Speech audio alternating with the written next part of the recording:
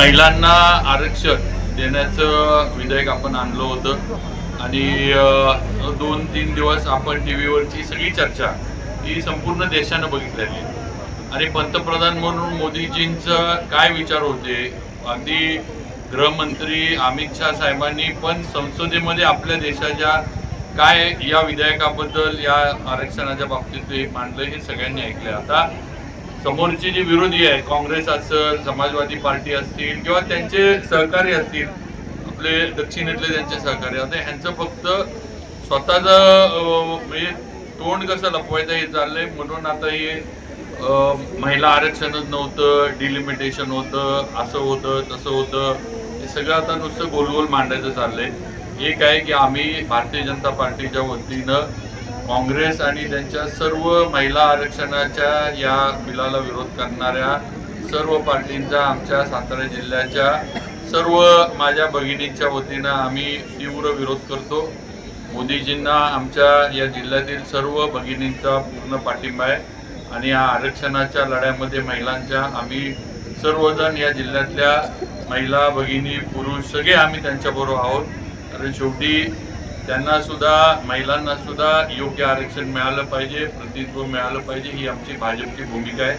आणि ह्याला फक्त उद्याच्या ह्याच्यामध्ये ही बिल जर मंजूर झालं असतं तर मोदीजींचं ह्याच्यामध्ये हे आरक्षण महिलांना मिळालं आणि हे राजकीयदृष्ट्या समोरचे जे आहेत त्यांना फायद्याचं होणार नव्हतं, ही वस्तुस्थिती आहे. म्हणूनच या बिलाला विरोध राजकारण म्हणून केला गेलेला आहे.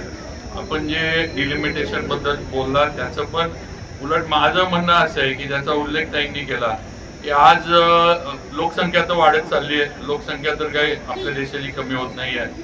आज सेन्सस पण जो आहे तसं पाहिजे तर आजचा सेन्सस तर अजून व्हायचं आहे, या अजून आपण मागचा पण जो सेन्सस झाला तो पण आपण लागू केलेला नाही. असं असताना डिलिमिटेशन पण देशाचं शेवटी डिलिमिटेशन पण कायद्यानंच होतं, म्हणजे काय म्हणतं घटनेनंच होतं. हे काय मला वाटलं म्हणून झालं किंवा तुम्हाला वाटलं म्हणून झालं म्हणून डिलिमिटेशन होत नाही.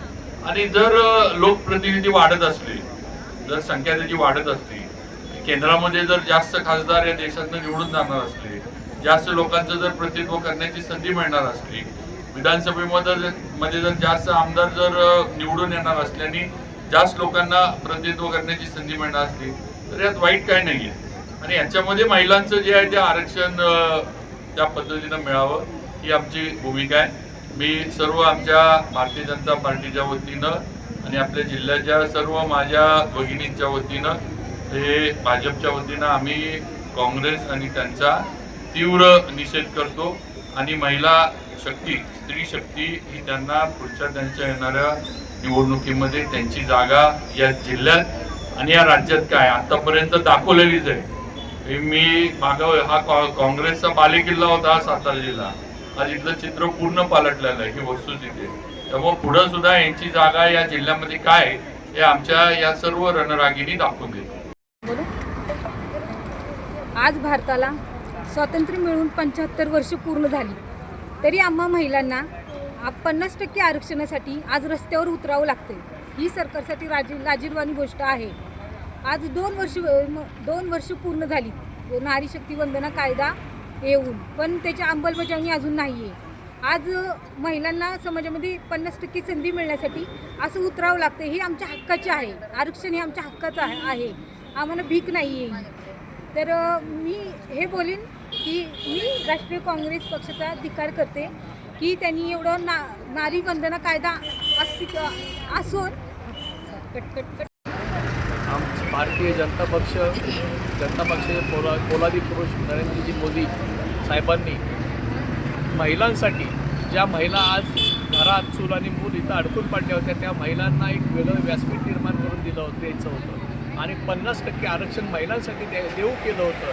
मात्र या काँग्रेस पक्षानं आणि इतर त्यांच्या सहकारी मित्र पक्षानं हे बिल हाणून पाडलं. त्यासाठी आम्ही काँग्रेस पक्षाचा व त्या सर्व मित्र पक्षांचा धिक्कार करतो आणि भारतीय जनता पक्षाची कारकीर्द अशीच महिलांसाठी पुढं झगडत राहू यासाठी आम्ही प्रयत्नशील राहू अशा शब्द देतो. जय हिंद, जय महाराष्ट्र.